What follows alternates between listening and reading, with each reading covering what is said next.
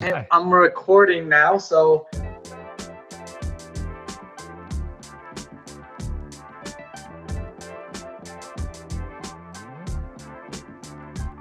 my name is Nick Messersmith. We have Phil and Emille here, and tonight's special guest is Mary. And Yes. Mary, do you go by your full name, Isabel Sales, or do you just like Mary Sales? I like Mary, and it's Salas. It's actually a Spanish Salas. pronunciation of Okay. the last name. Awesome. Colonization. Solace. Okay. Salas. I feel that. Yeah. So our special guest then today is Mary Solace. So Mary, nice to meet you. Nice to meet you too. So I'm gonna let Phil and Emille, they have some questions, and we may have some questions based on what you say and everything else, and we'll kind of go from there. Awesome. I guess first, why don't we start with just why don't you introduce yourself and kind of tell us a little bit about you? Yeah. So I'm Mary, obviously, and I have just completed my sophomore year at Augustana College in Rock Island. I'm studying psychology and Spanish with a theater minor. I'm not exactly sure what I'm going to do with that yet, to be honest. I'm figuring it out. But I'm very involved with the theater department at Augustana. I've done a show, at least one production every semester, or previously trimester. I'm Filipino-American. I'm from the Chicago suburbs. My parents, they immigrated from the Philippines in 96, I believe. So we've been here for a while, pretty well established here. All right, cool. I guess, I don't know, we'll start it off with just what's it like for you as far as trying to find roles for Asian Americans, in theater or film or anything? Right. So, I haven't really had that much experience out of school and community theaters, but actually for 4,000 Miles, which is a show I did at Playcrafters in Moline, it was my first community theater show. And that's how we met, or how we Kind of met. Kind of met, worked alongside each other without really knowing it.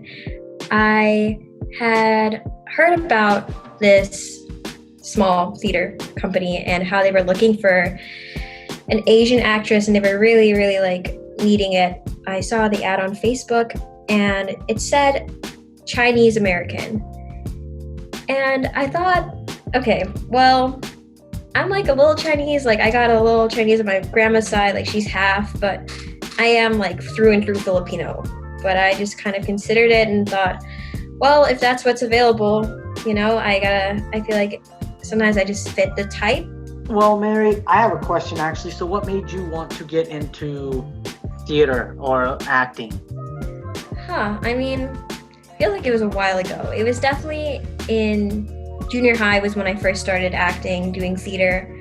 But before that, I guess I had just had an interest from growing up on Disney and things like that, learning a little bit about Broadway as I started to grow up. I hadn't really considered it. I always thought that my first dream job as a kid was to be a singer, which is very interesting now because I don't really sing much. I have a choir scholarship at Augustana, so that keeps me singing, but I am definitely more focused on the theater realm. I'm going for a theater minor. I'm much more involved in the theater department rather than the music department. But I guess I'd always been leaning towards the arts as a kid. I always really found a big interest in movies and TV, theater, music. As an Asian American actress, specifically Filipino, did you have anyone or an actress that you looked up to or that you watched as you grew up? The unfortunate thing about that is there aren't that many that are visible here in the United States at all. So I feel like the default for a lot of people is Lea Salonga, and she's incredibly talented. But I wish that she just wasn't the only one. I also like Ava Noblezada, who has kind of popped up recently when she was in the revival of Miss Saigon. But it's interesting because both of those stories are not Filipino exactly. So it's hard to think of any particular Filipino examples other than maybe people from cheesy Filipino dramas on TV. ABS-CBN. ABS-CBN, which is being censored right now by the president of the Philippines. But that's a whole nother story. Really? That is entirely, oh man, yeah. But yeah, I do wish there were more Filipinos in particular that I could look up to. I feel like just like with 4,000 Miles, when I auditioned for this part that was Chinese American, I just feel like it's easy for me to settle for being lumped into the category of like Asian, because that's all we can really afford to do. So that's actually an interesting question. We talked about this in the last episode, and I talked about it. Because we're Filipino, there's almost this dissonance of like, am I considered Asian? Like, I grew up most of my life thinking, okay, yeah, I claim Asian, that's all I know. And then as more people in my life would be like, well, that's not really Asian, there's that kind of self-doubt, like, am I not? And you start to wonder, you start to look into your communities or that. So has that affected your personal life? I mean, I remember growing up and having comments like that asking whether I'm actually Asian. I grew up in a very white suburb in the Chicago area, and I feel like there was always some confusion there. I think that, I have become more and more pleasantly surprised at how many Filipino-Americans there are in the United States. Specifically, I looked it up, and apparently Tagalog, which is the national language of the Philippines, is the fourth most spoken language in the United States. Yeah. So I think we kind of do fit into a very different category than other East Asian communities like Korean, Chinese, Japanese. Those stick out to be very different because the Philippines in particular was very marked by colonialism.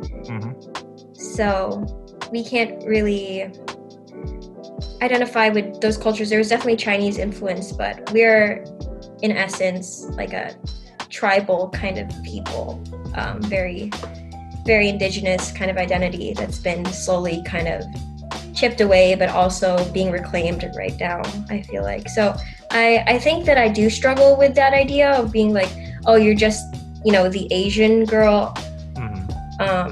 But I try to specify and be like, I'm Filipino. This is my community. This is who I am. This is where my family came from. This is where my parents are from. I've spent a couple summers living there. So that's awesome. I would like to strongly advocate for the Filipino community because I feel like we're very forgotten. I think Filipino too. I think that verge of that Asian race, Pacific Islander, Filipino. I think the reason there's a lot of question is because I also had a really good a friend of mine who was Filipino for a long time, and I didn't know it. I thought he was Hispanic. And because he looked more, he had more Hispanic features than he did Filipino. And then when I went over to his house one time, his mom made chicken adobo, and I was like, "Whoa, dude, your mom makes chicken adobo? Like, I love adobo." And he's like, "Well, yeah, we are Filipino." And I was like, "Oh, dude, I thought you were like Hispanic or something." I took all these, and I think that's also too is you got part of. Some Filipinos look more Hispanic and some look more of the Asian side. And I think that's kind of the difference because Koreans, Chinese, and Japanese, we kind of, unless you have their own identity, very strict. We know, and they know what we look like. We look Asian to people. We look Asian as opposed to are they Filipino, are they Hispanic? And, you don't really know. So, and also the colonialism, I think with the, it was French, wasn't it? It was Spanish. So okay. That's hence my Spanish last name. If I trace back my ancestors far enough, I'm sure there's some Spanish blood in there. If you look at Korea, Japan, China, K-pop is popular everywhere in the world now. Everyone loves K-pop and K-drama and Korean food and everything. But, they're still very much Asian, is what I think what a typical American thinks of what Asian is. I think they think of what Korea would be, what China would be, what Japan would be, wearing kimonos and bowing and all that kind of stuff like that. Where I think Filipino is very, or at least what people think of the Philippines is, it's more progressive. Maybe not as many traditions as what they would consider to be traditional Asian. So yeah, it's unfortunate because it wasn't very much under our control. Because even when the United States had freed or given the Filipinos their independence from Spain, they ended up staying there until the 40s, late 40s, which is really not talked about all the time as a territory, how they were forcing them to speak Spanish in schools to English. So my whole family, they grew up teaching or speaking English to each other. So it's interesting to see how that progression has changed, but I think now a lot of historians in the Philippines are searching for ways to reconnect to our past, which has been taken over by culture over culture over culture, and kind of establishing an identity between ourselves. But I do feel like there is a distinction, like you said, between those traditional like East Asians versus like what it means to be Filipino.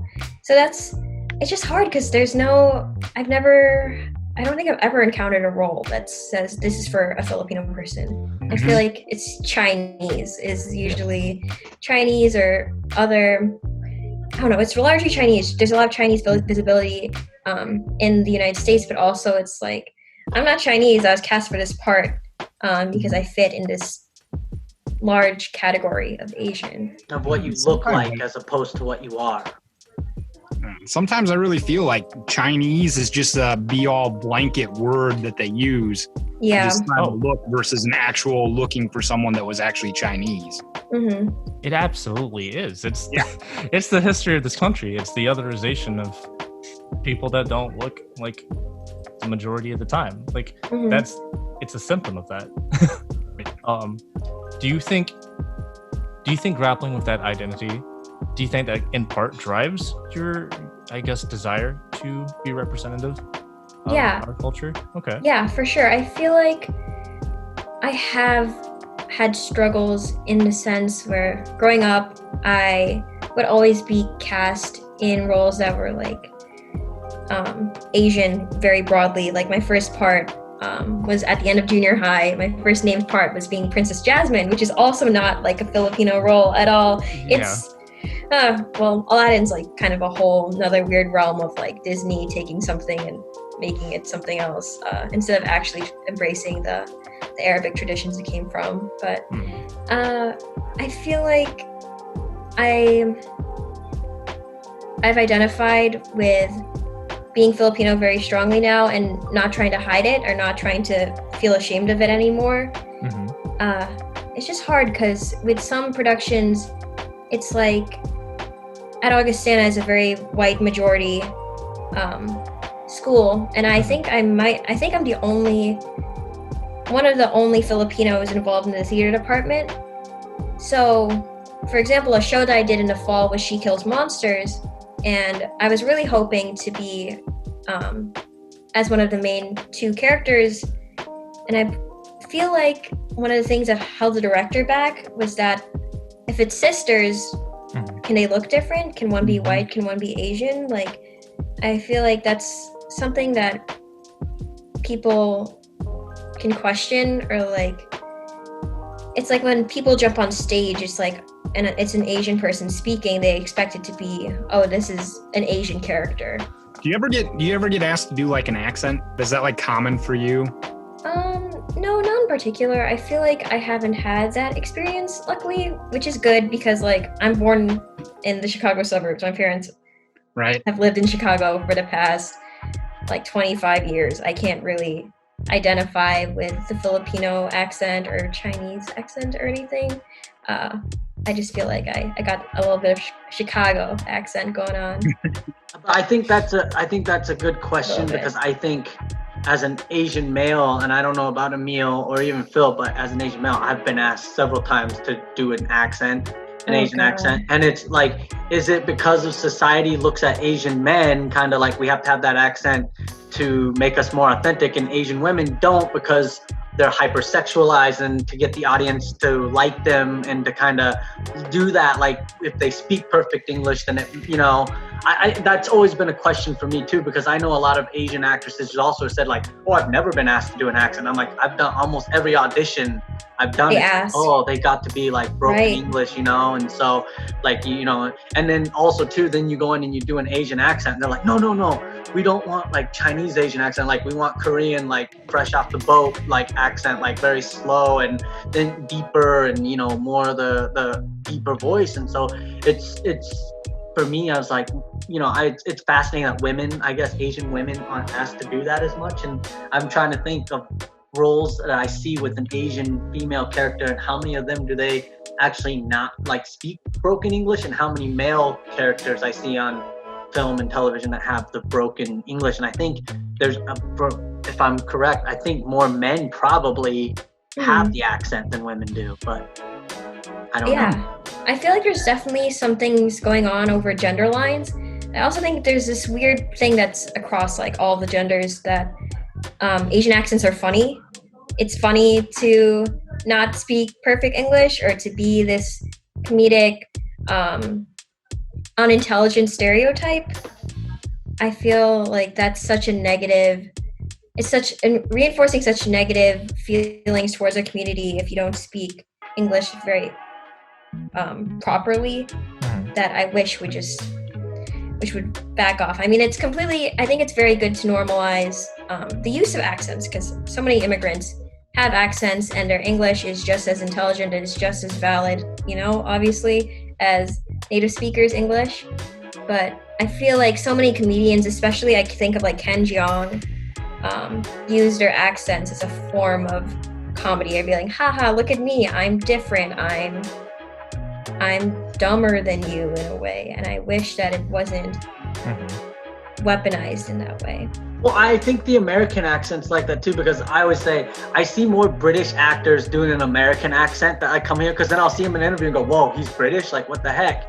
Then American actors going over and doing like a British accent, so I don't know if that's like also too like an American thing too. It's like, if you have an American accent, people will relate to you more than British. I like the British accent, but I mean, that's just the way it is. So but I don't know if you guys have any more questions for us. If not, I have one more, just talking very quickly and then going on, but if you guys have any, you guys can go ahead.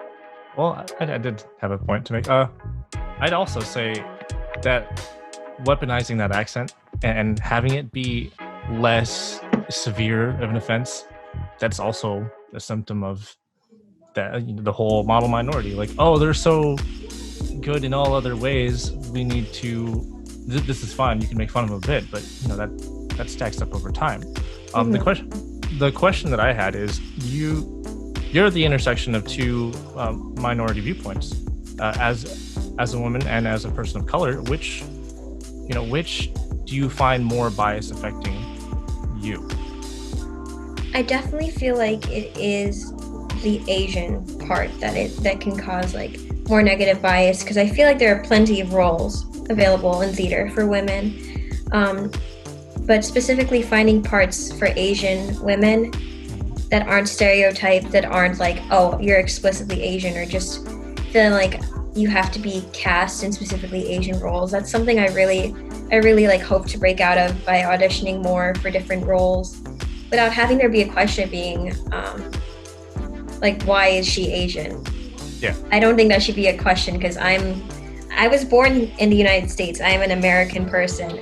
I don't have citizenship in the Philippines. I'm American. And I just wish I could be cast in those stereotypical roles almost, where it's like the American teenager, because that's what I feel like I am. I don't think that there has to be necessarily limits or boxes for people. Well, obviously, I feel like Asian characters should be portrayed by other Asian people, but in terms of just like a general stock character, there shouldn't be that restriction. Right. Yeah. Actually, I just thought of a specific part that I really enjoyed seeing. I saw a production of Othello at this Shakespeare theater company in Chicago, and she was played. They rewrote Iago to be a lesbian Asian woman.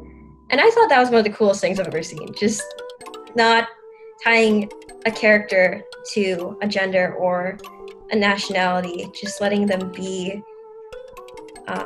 the villain character. And having the characteristics of this character without tying it to anyone. I think that's the beauty. That's the kind of things that I would like to break into. Just parts in which it's just a character. It's not like my identity doesn't hold me back or like define this whole character. It's just kind of like it's there. My identity isn't an obstacle. I get that.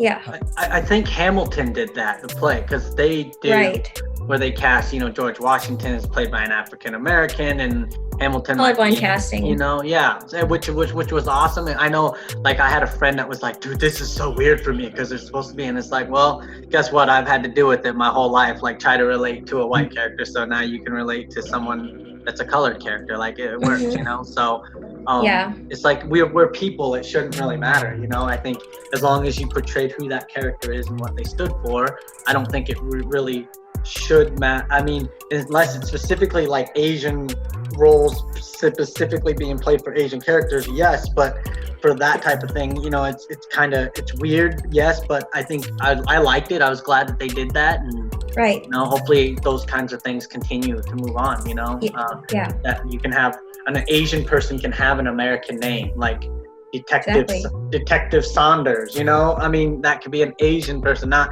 Detective Chang, or something like that. So it's just like, I like those. The name thing's always hilarious for me. Yeah. So many of them are just like so stereotypically racist. Mm-hmm. And I mean, my name is Phil Couture. It is like the Frenchest name ever. And it just, like, I never get, like, there's never an Asian character on any show that doesn't have an Asian name. It's crazy. Yeah, rarely. Very rarely. The first one I saw was Lana Condor's in To All the Boys I Ever Loved. Mm-hmm. And she was specifically playing an Asian adopted. Her father is white, so she's playing like and she's adopted herself from Vietnam, so she was playing that role. So that was like the first time I'd ever seen like an Asian character with like an American, like a white name, first and last name, So that was different for me. So. Right. Yeah. That movie in particular was very interesting for me when it came out, because, like I said, she's just kind of an American teenager, and I think her mom is mentioned in the movie. I forgot what her background is exactly, like which country, but when it came out, I had some people saying, "You look just like this girl."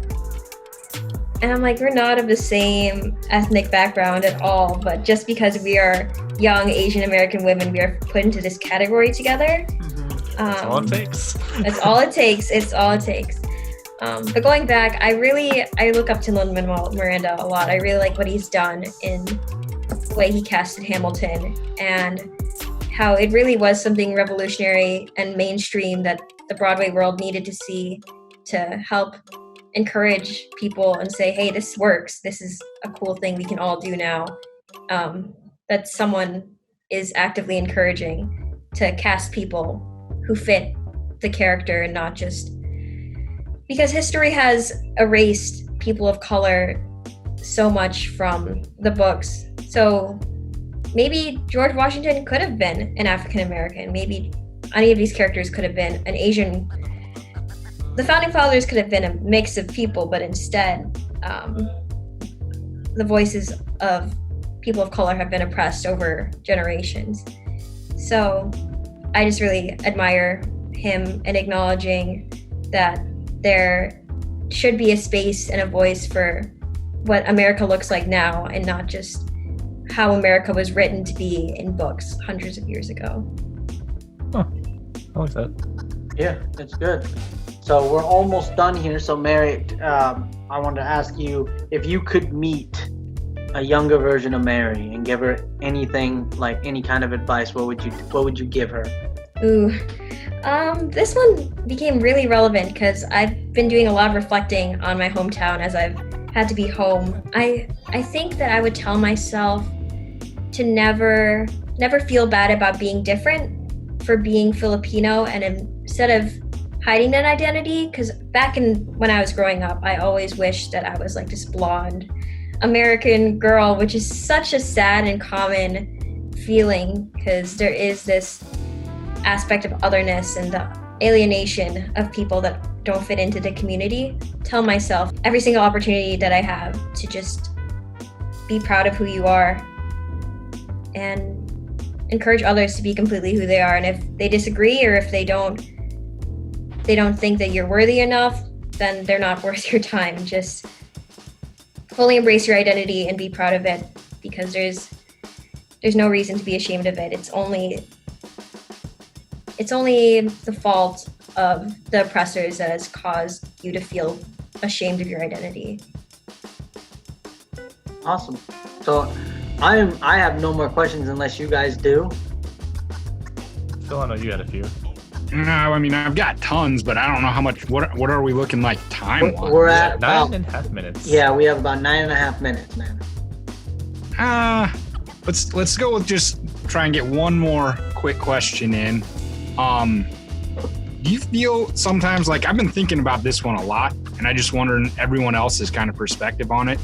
Like, I feel like the African-American community and the Hispanic community and stuff like that, they seem to have much louder voices about their representation in film and media. And I don't know, like, is it just me that's kind of feeling like we're just as misrepresented as they are, but we just don't have that voice out there saying, hey, what's going on, as much as they do? Does anybody else kind of feel that way? Yeah, I can definitely feel that sometimes. I feel like it's something that's been trying to be remedied. I specifically think of To All the Boys I Loved Before and Crazy Rich Asians. But even those representations are not always like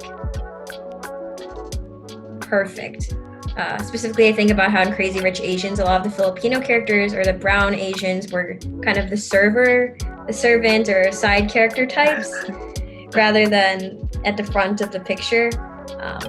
But I do feel like we have that problem of kind of not advocating for ourselves as much. I feel like it's because Asians can often fit into the model minority in a weird way. I think in general, Asians have kind of, I kind of just lost what I was saying, but were you going to say something, Emille? Oh, I would actually say we do benefit a lot from that whole model minority thing.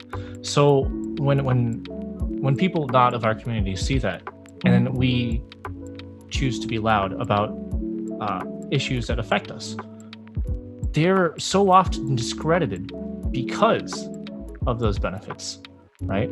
They find ways to minimize and make those issues less valid because we are benefiting in ways that other minorities are not. Yeah. And I'm sure there are studies and whole ways you could look about that may argue the extent of that. Yeah. But that's what I think is the issue. I think that some of the stereotypes of not Filipinos, but Asians in general can be. Sorry about that. I feel like some of the stereotypes. I remember having a conversation with someone growing up at some point, where they're like, "Well, your stereotype is that you're smart, so I don't know why you're complaining." And that itself is a microaggression. Right. Yeah. It's so minimizing our frustrating. struggles. Yeah. Yeah, because Like, I feel like other cultures a lot of times don't feel like our struggle is just as valid as theirs. Mm-hmm. Exactly. Like, all right, I grew up my whole life trying to live up to expectations that I wasn't even sure where a concrete boundary was. Imagine being a kid that whole time, and it's terrible in any extreme, whether people don't expect anything of you or people expect more than you are capable of, and have the tools to get as good as they think you can be. Like, those are not any less valid because of that. I think too, also I think there's a lot less of us in the entertainment industry because of the Asian culture. A lot of us go to Ivy League schools, go to become doctors or dentists or nurse, and we're told going to be in entertainment, like, you're not going to make it, that's bad. Yeah. And I That think is a good point. there's less of us. I think there's less of us that go into entertainment. So then when there is entertainment roles and they're like, oh, we need, there are Asian actors out there and actresses, but I think the roles also, I think, like, I remember it was an Asian actor said, if we want more roles, we need more Asian writers to write those roles, because the problem is we have so many white or African-American or Hispanic writers that are writing those roles for their races, and they're saying, well, if we can't get those roles, then we'll write them ourselves. Well, then it's like, well, where are the Asian writers? Where are we at to write our stuff and put characters in there that we want, that don't have accents, that are just regular Americans, and there's not as many of us, you know. If you look at the Asian directors in America, if you look even in sports too, like how many Asian Americans do you see in the NFL?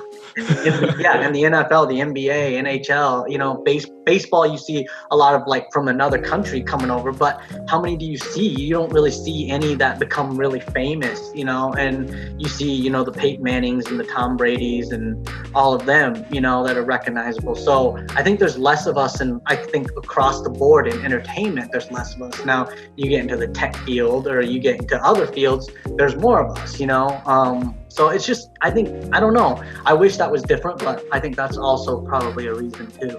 It's a vicious cycle, man. For us to have more representation, more of us have to choose to exactly go here. But for us to choose, we have to break away from more traditional cultures. Like, yeah. So, what do you do? Oh, yeah. Nope. Sure. Did we lose? I think we lost her. Did we lose somebody? Mary, come back. Oh, she said she lost Wi-Fi. Oh, there she is. Welcome back. That was a big Wi-Fi issue. We're really living in the time of the coronavirus, aren't we? That's all good. So we don't have much time, so I just want to say thank you to you, Mary, for joining us, and hopefully we can get you back on again, maybe, and talk a little bit more, and a little bit more of some more projects you're doing and everything else. But we appreciate you coming on. I always like to have like kind of more of a female perspective on things too, because we're just three Asian guys that like say, you know, this is what happens to us, but women might experience different. So I'm very happy, and I say thank you, and hopefully you can join us again. Awesome. For sure. Yeah, thank you very much. I feel like we just kind of touched the surface here. There's so many other things that we could talk about, like the examples of ScarJo and Ghost in the Shell and things like that. And oh, it's so good. I know. We'll have a special episode. Maybe we can have several guests for that, and we can have several Asian Americans, and we can just talk about representation and whitewashing and Asian appropriation and everything. So.